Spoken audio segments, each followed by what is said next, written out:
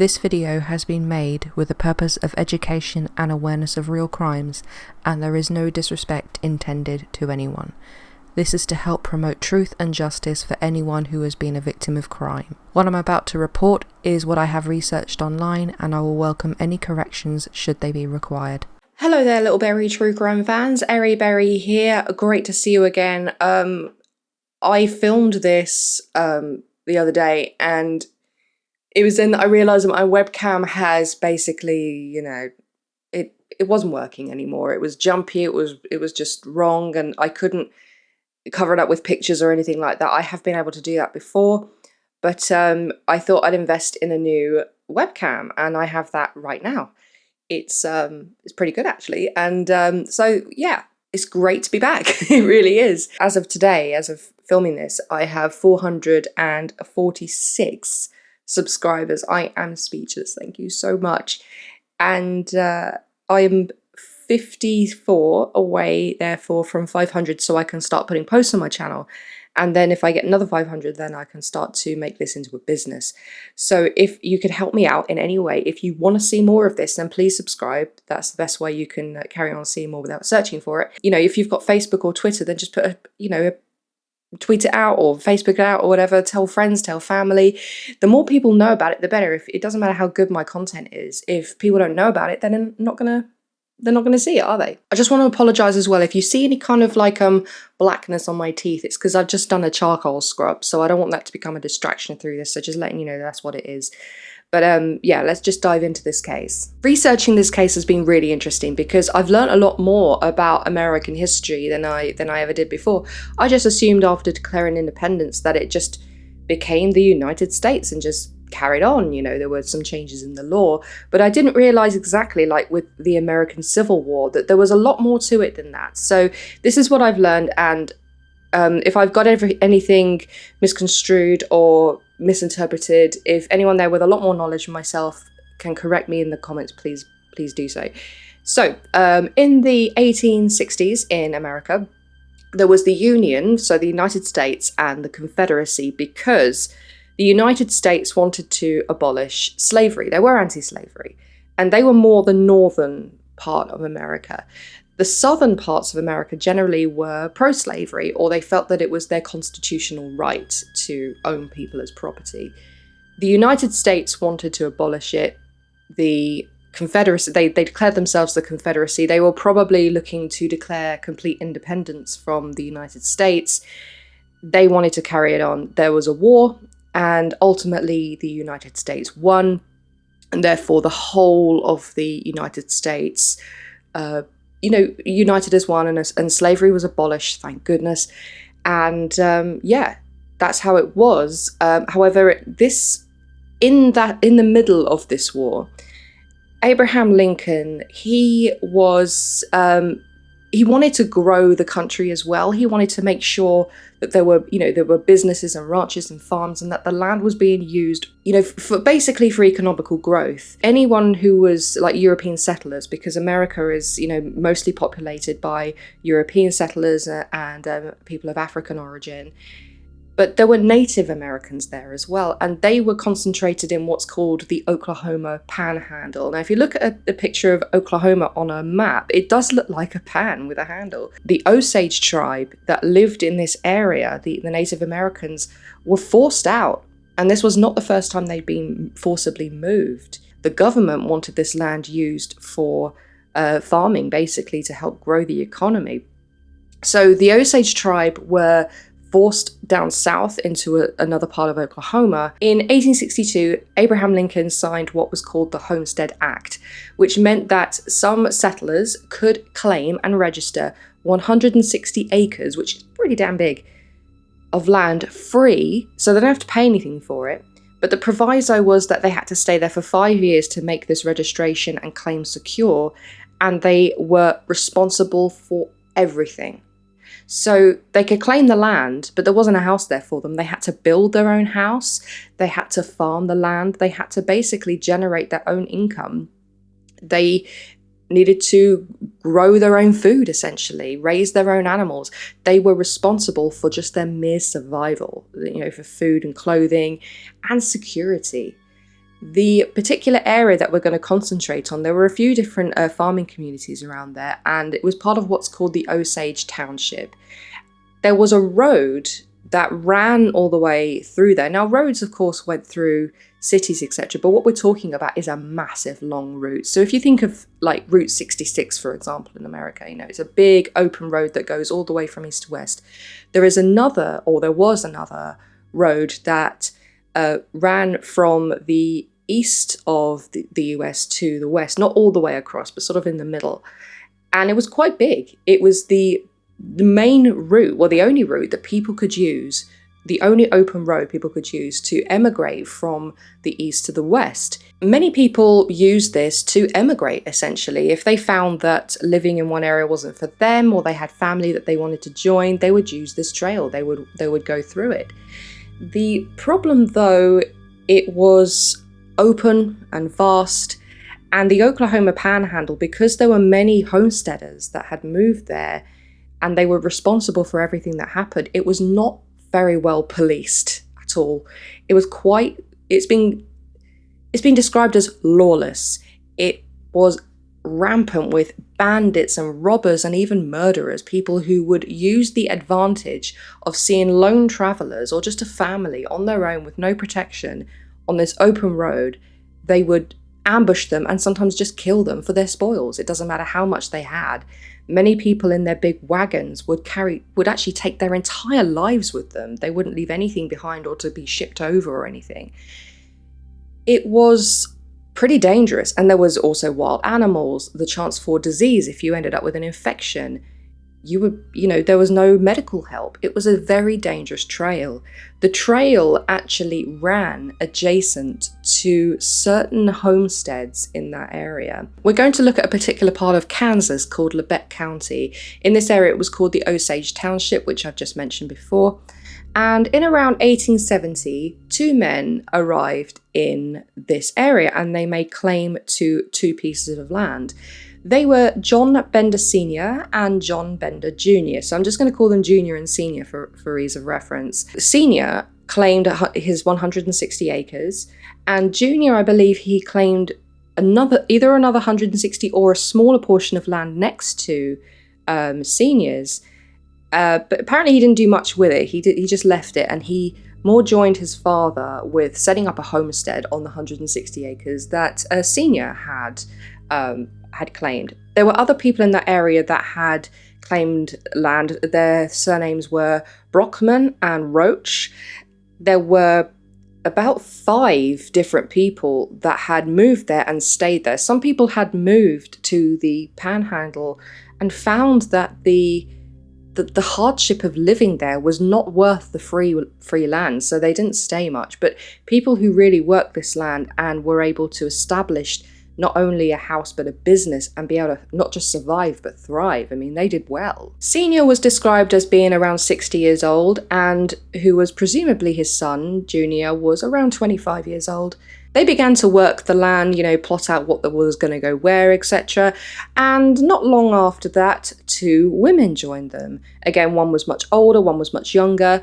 Their names were apparently, this has been disputed about the mother's name, Elvira, and the daughter, her name has been confirmed as being Kate or Katie, because there were certain adverts that she put around the town for her spiritualism and healing and mediumship, which she claimed to be, bore her name of Katie Bender. So we know that's her name. Most people, they dispute the names of the parents, John and Elvira, particularly Elvira, because that appears to be a derivative of the name of someone else. Most people, even in the scholars and the books that were written about this case, they refer to the parents, Senior and Elvira, as Ma and Pa. When Ma and Kate arrived, so the Benders, this household of, mother, father, and son and daughter, the daughter being apparently around 23 years of age, they really did do well in this area. Like a lot of other places, like Roach and Brockman, they built cabins, corrals for their horses, a well for water. They set up a vegetable garden so they could grow their own crops, and an apple orchard so they could grow their own fruit, and they raised animals. It did pretty well, but the Benders did better than well. They didn't just have a homestead that they could live off the land. As I said, Kate actually established herself in the town as being a spiritual medium, so she had a bit of a small income that way. But also, the Benders turned their cabin, which wasn't massive to be honest, it was around 16 feet by 16 feet. Basically what they did is they took a wagon canvas and they hung it from the ceiling to divide the place into 2 rooms. The back room, which was the smaller, was their living area, and the front part of it, they turned it into a business. They put a sign outside saying groceries and inn, or just groceries. They actually even gave their business a name, the Wayside Inn. The Benders' cabin was literally just yards from the Osage Trail. So people using this trail to go through and then go to other neighbouring towns and cities, they would see them and they would see the sign saying groceries. So if people needed supplies, they most likely would call at the Benders' house and get food for their horses and water. They even could get a meal and a bed for the night. It seemed to be quite a hospitable place and family. However, even though Kate Bender, she was well known in the Osage Township, and she was quite popular, and we'll talk about her a bit later, that was not the case for her parents. Pa was described as being an absolute brutal tyrant. He was rude, he was ill-tempered, he was mean, he was threatening. He apparently didn't speak much English and mostly spoke in German. Whenever he did speak or did attempt to speak in English, his voice was so deep and gruff and gravelly that people just couldn't understand him. But he wasn't a nice person at all. And his wife, Ma, was no better. Apparently she spoke a little bit better English, not much. But she was no nicer. She was rude and just offensive in many ways to many people in the town. They were not very nice people. They were social pariahs. They were on the outside. They weren't driven out. It's not that they were found to be just really horrible people that had no place there. They were just left to their own devices. John Bender Jr., though, he spoke English quite well. He did have a thick German accent. He wasn't actually an altogether bad person, but he wasn't exactly popular either in the town. People thought he was a bit of an idiot.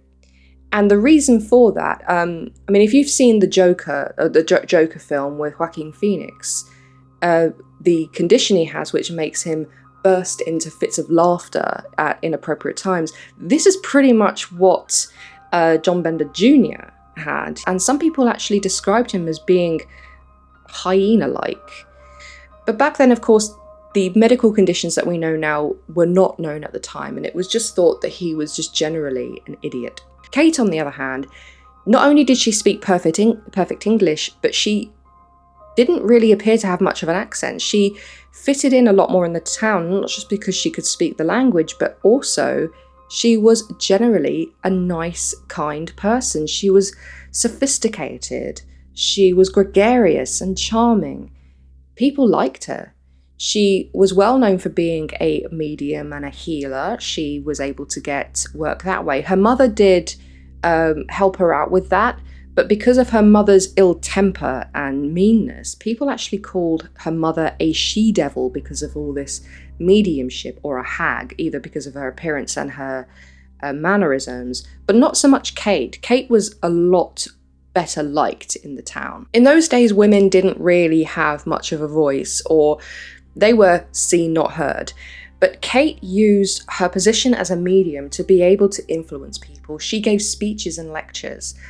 The subjects of these speeches and lectures were not always about the spirit world or healing. She would claim that she knew how people should live based on the spirit world, which included free love. So she said that monogamy, so having one person for life or marriage, was against our nature, and polygamy was the better way to go, because that is more with keeping within our nature. She even indicated that a brother and a sister, if they had a desire for each other, should be able to fulfill that.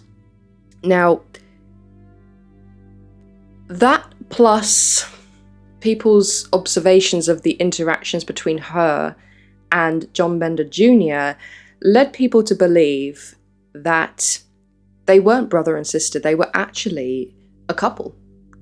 But there's never been any marriage certificate produced for them or even their parents, to be honest. So they may have been common law husband and wife, considering that they didn't appear to be too different in age. But Junior had, he had a very, very thick German accent and Kate didn't.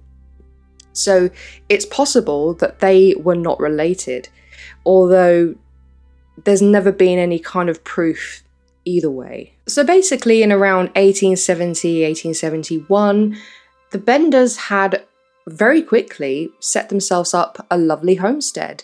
The people around there believed them potentially to have been German immigrants, although that's never been substantiated. But they had one half of the family which wasn't well liked. The other half was liked a bit more.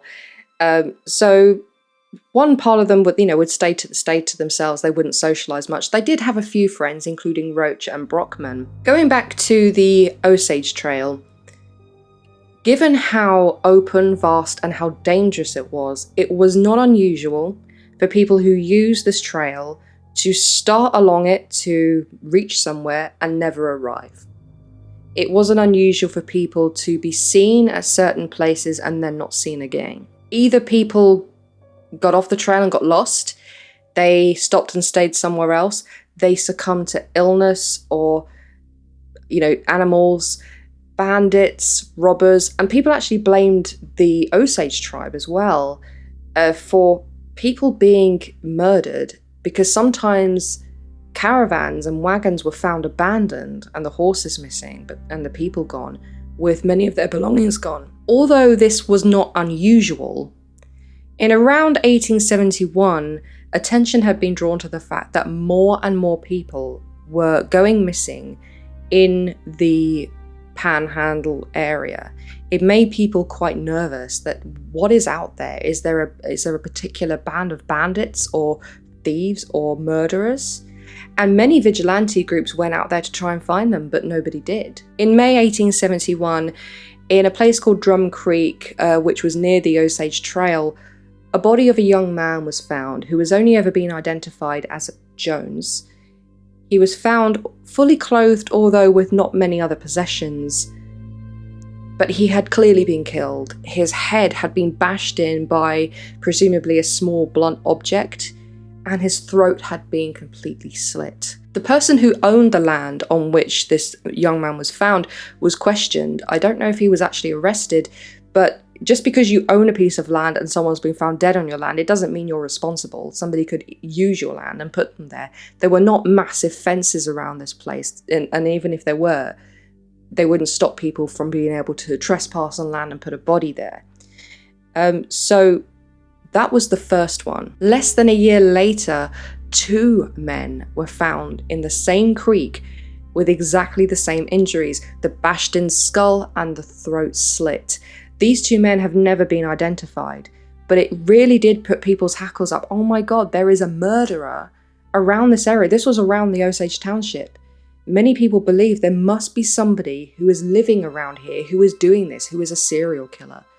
Because it wasn't far from the trail and these people were not locals, it made others suspect that travellers were being targeted. Many people were suspected, sometimes even held to account or driven out of town. But because of lack of evidence, nobody was ever, charged or convicted of these murders. In the spring of 1873, a military man called Colonel William York became a little bit worried about his brother, Dr. William York, because Dr. York had set off on the Osage Trail about a month or 2 before in search of 2 people who had gone missing. The 2 people who had gone missing were his neighbours and friends, George Longshaw and his young daughter, Mary Ann. George Longshaw's wife hadn't long died, and they didn't feel the need to stick around. This was in a place called Independence in Kansas, which is just south of the Osage Township. They decided they wanted to move to Iowa, and they would use the Osage Trail to get there. They had relatives there. But William York had noticed that a letter had arrived at his neighbour's property from the people who George was going to go and stay with, the relatives, saying, "Are you coming? and it had been a while.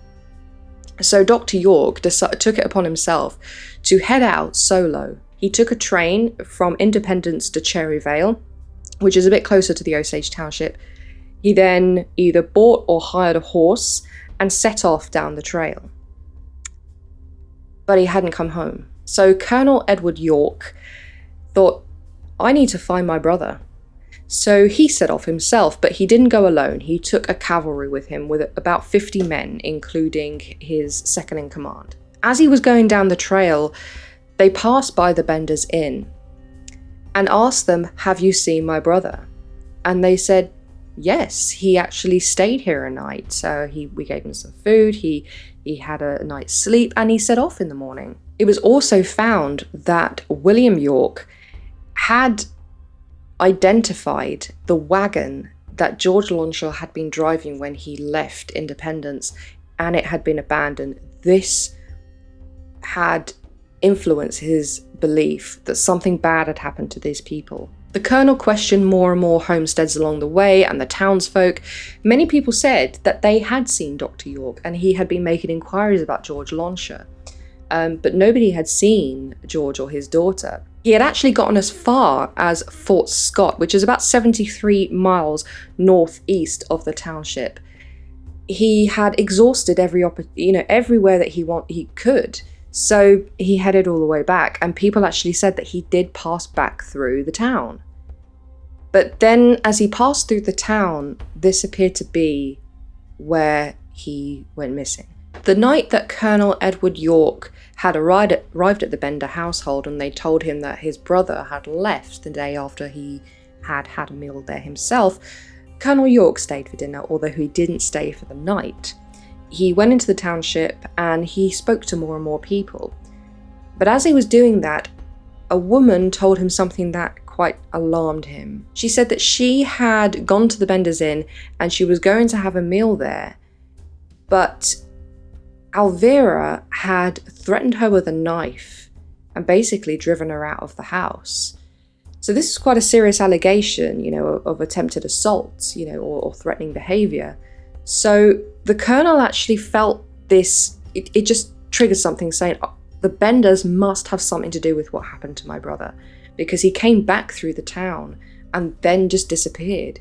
And he did feel that the mannerisms of the Bender family, the two older people, were that they were not very friendly.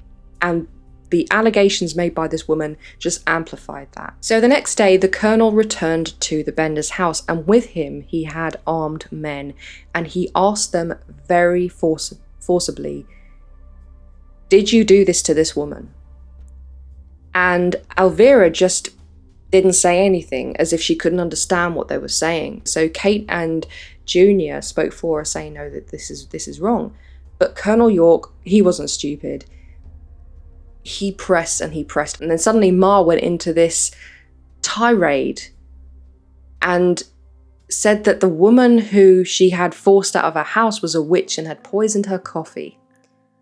Now this showed that Ma had perfect understanding of English, and the fact that she very rarely spoke it was just a ruse. Kate then approached the colonel and said, well, I will help you look for your brother. I can use my clairvoyant abilities to do this, but I would like you to return tomorrow alone. The colonel's cavalry, they just knew, they felt in their heart of hearts that the Benders were murderers, that they had been killing these people. They wanted the Benders to be hanged right there and then. But the colonel said, look, all we have are suspicions. We don't have any evidence. We cannot do that just yet. He wanted a little bit more before he could make any kind of assumption. So in the town, in a place called Harmony Grove School, the whole town of around 75 people met for basically a town meeting. I mean, they did this regularly and they talked about many things.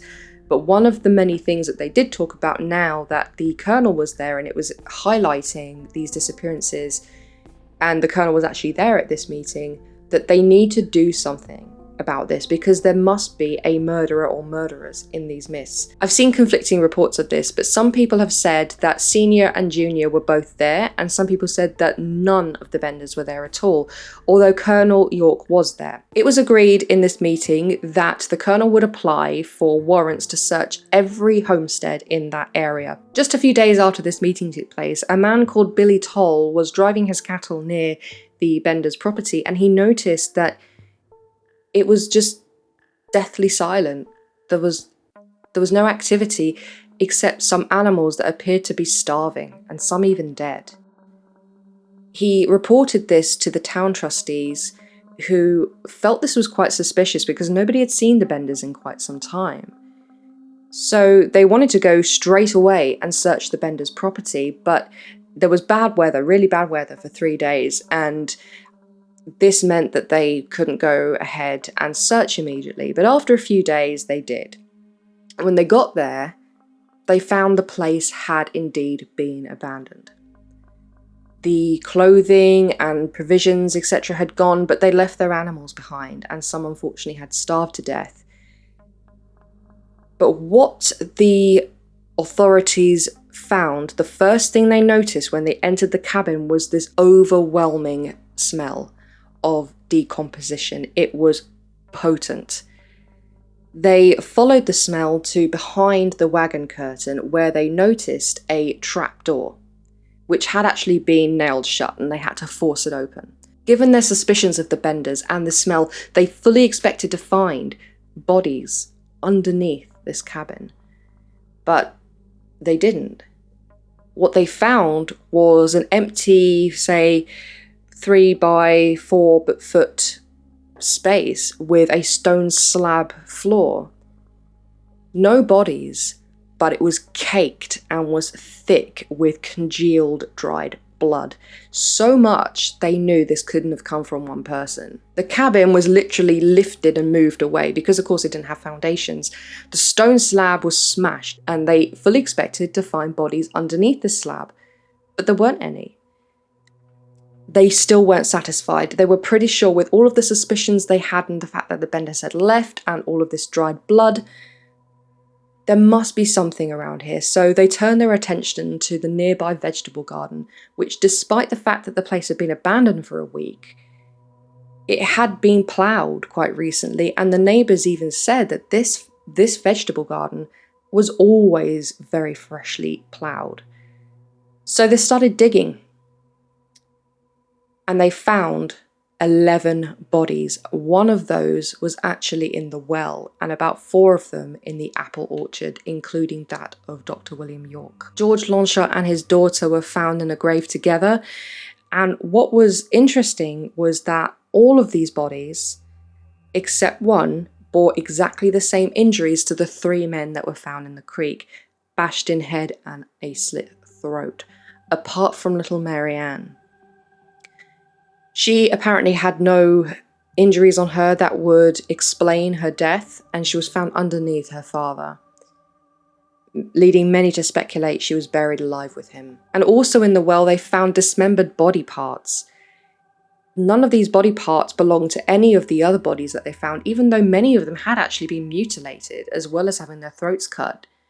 They didn't fit, so it was led to people to believe that the Benders had murdered more than the actual complete bodies that they found, including the 3 in the creek. One of the neighbouring homesteaders, Brockman, was actually lynched because he knew the Benders and he was actually friendly with the Benders, so they thought that he had something to do with this. And he was hung and then let down, then hung, then let down. So he would be almost dead and then they would bring him back, basically to torture him into giving information, but he had none. There has been speculation that people did help the Benders though, but no concrete evidence. A bounty of $3,000 to $4,000 was put out for the capture of the Bender family because nobody knew where they'd gone, although there was a sighting of a family that really did appear to be the Benders, and this was before the homestead was actually searched, at a train station, nearby train station. So it made people believe that the Benders had set off on foot and had boarded a train. But where they went, Nobody knows. A Bible was found, though, in the cabin. It hadn't been taken with them. And it's not unusual in some cases for people to keep records of births, deaths, marriages, and significant events in a Bible. And in here, they actually found a name, John Gebhardt. It said John Gebhardt came to America on July 1st, 18, but it's not quite known. All of this was written in German, so it had to be translated. Some people believe, therefore, that the son, Junior, was John Gebhardt, and many scholars who have researched this story do believe that to be the case. The father was actually thought to be someone called John Flickinger. Someone with the same name committed suicide in Lake Michigan not long later, but it's never been substantiated that this was him. There have been many allegations of certain people being the Benders, either some of them or all of them, but they've never been completely substantiated. Long story short, the Benders were never officially caught and these rewards were never claimed. There are quite a few different stories that you can research. One is about a man who was captured and then he severed his own foot trying to escape, bled to death. Another one was a mother and daughter who were accused of being Kate and Ma. They were brought to court, but they were never fully charged. There are loads of them, and some scholars believe that Junior moved to Colorado and began working with horses there. All of the buildings, and including the well that the Benders had built on this land, were dismantled, and not by authorities, just by people swarming down and wanting a piece of history. Reporters actually arrived all the way from New York City to report on this. This was national news. This was huge. Many vigilante groups did claim that they had caught up with the Benders and killed them, but never claimed this reward, or at least didn't present enough evidence to be able to claim this reward. Based on the evidence found at the scene, and some people in the town who had meals at the Benders' house and had either altercations with them or many other things, this is what is speculated would happen when somebody entered the Benders' house. They'd be offered a meal, and they'd be offered the place of honour, which was the chair right in front of the canvas. And let's not forget, behind the canvas was the trapdoor. People were asked to sit in the place of honour, and some people who had been there and been asked to sit in the place of honour and had said no were met with hostility. And sometimes it meant that the guests just left and didn't come back. Because that was right in front of the trapdoor, what was thought was that either using a shoe hammer, a claw hammer, or a sledgehammer, and all three were actually found in the cabin, someone would be behind the canvas and then ambush them from behind, bash them on the head. They'd open the trapdoor, slit the throat, and let the body fall through. And then a few days later, or whichever, they would remove the body and bury it in preparation for the next person, or when this hole became full. They would also rob that person of everything that they had, including, jewellery and money. Sometimes people weren't terribly well off either. It's possible that the Benders killed simply because they enjoyed it, or simply because it was just routine for them, or these people knew something that may blow their cover. Some bullet holes were found in the walls of the cabin. None of the bodies had been shot. Nobody had been shot that they had found. So it's possible that people who were there as guests did have a gun on them and had fought back, but ultimately hadn't won. There is a museum in Cherryvale which has some relics from the old cabin, including the 3 hammers, which are in a cabinet, and a knife that was found at the scene, still with dry blood, but it's not on display. You can only see it on request, and it has to be handled very, very carefully. There are newspaper clippings and photographs of the scene. This was originally kept in somewhere called the Bender Museum, and then it was moved to Cherryvale. The place where the Bender's property was is now known as the Bender Mounds, because there's 2 sort of small hills, and it was thought that the cabin rested in the middle of those hills. From that point onwards, the land was just left. It was never inhabited again, except very recently someone has bought the land. And I'm not sure what they're going to do with it, but it has now been purchased. It is worth noticing that not far away in another town in Kansas, About a decade later, or maybe 15 years later, there was a tavern that was established in a town, and the people that ran it were a mother and a father, a son and a daughter. And their names were very similar, the daughter being called Kate. The mother was called Kit, the father was called William. I think the son was also called John. What's interesting about William is that some people believe that Pa, or John Bender Sr., was called William. Now, this family ran quite a successful inn, but again, people started going missing. There was a strong smell from somewhere. And then suddenly the family just upped and left. And when the place was searched, several bodies were found. They were the Kelly family. It seemed that the MO was exactly the same as well. The bashed in head, the throat being cut, and many items had been stolen. And then the family just left.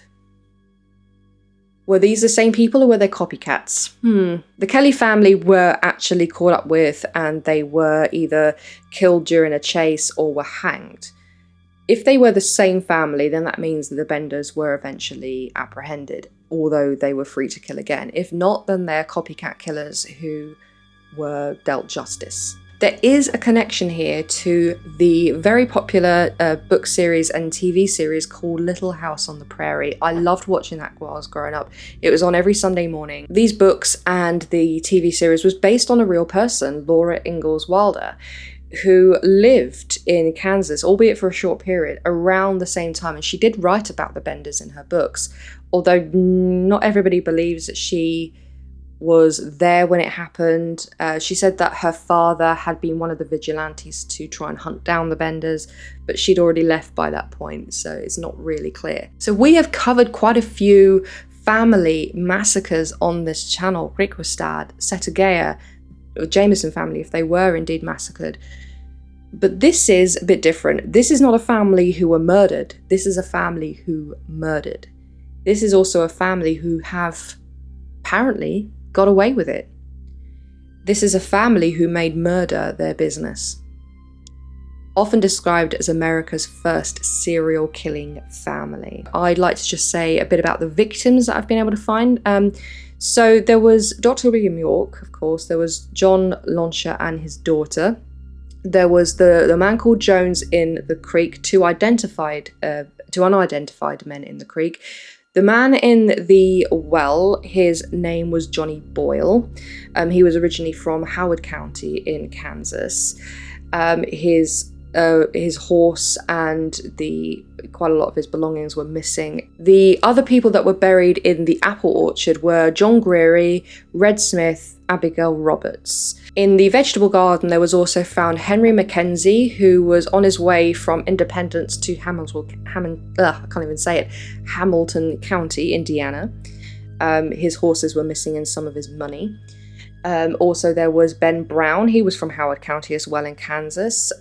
Quite a bit of money on him as well, and that had gone missing. He was actually buried in the apple orchard, not in the vegetable garden. They used their immediate land to get rid of them and even put some people in the creek. Well, apparently they put those people in the creek. It's never been completely confirmed that those were the Benders' work, but it's very difficult to say otherwise, unless, again, it was copycat or coincidence. There is a lot of speculation, just word of mouth, of hearsay about this case. It's very difficult to see what is authentic and what isn't.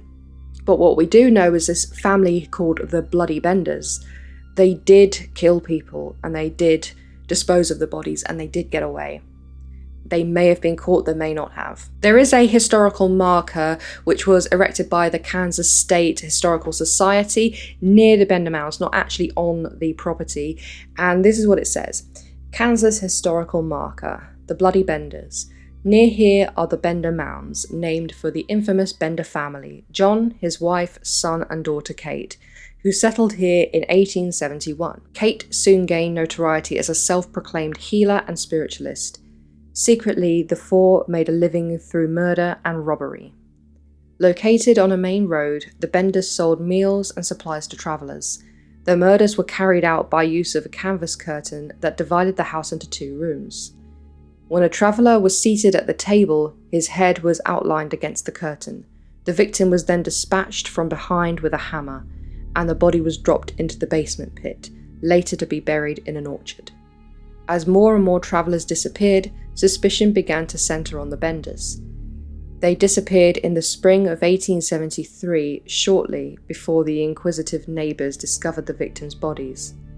The Benders are believed to have killed about a dozen people, including one child. Although stories abound, the ultimate fate of the murderous Bender family is uncertain. Some say that they escaped, others that they were executed by a vengeful posse. Their story is unresolved and remains one of the great unsolved mysteries of the Old West. I believe next time we do a case, we're going to go a little bit further into the future. I'm actually finding most of the most interesting cases are in America because there's a lot more information out there that I can access, and also in my country, the UK. I do want to keep going around the world and doing more from other countries. So if you have a suggestion, if you would like me to look into a particular case, even if it's an obscure one from another country, anywhere at all, please leave it below and I will have a look at it for you. I already have the rest of the year's cases mapped out, so if I can fit any in, I will, or I have to put them forward to next year. But thank you very much for watching, guys. I really appreciate it. If you could subscribe, I'd be very grateful. Thank you very much and have a great day wherever you are. Bye-bye.